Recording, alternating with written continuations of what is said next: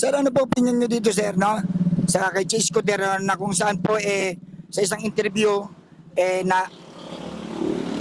nasabi niya po na tumatanggap po siya at tumanggap siya no ng donasyon sa isang contractor, bawal ho yun. Ano po opinion nyo dito, sir?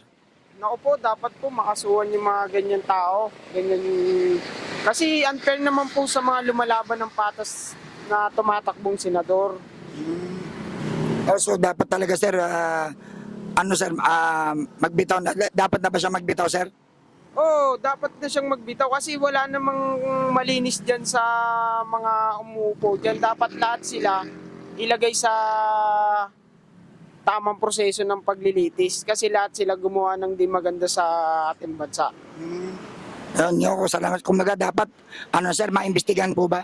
Oh, sir, dapat imbestigahan yan sila lahat, lalong-lalo na talaga si Cheese kasi hindi tama yung ginagawa niya na gano'n na tumatanggap siya ng pera sa galing kontraktor.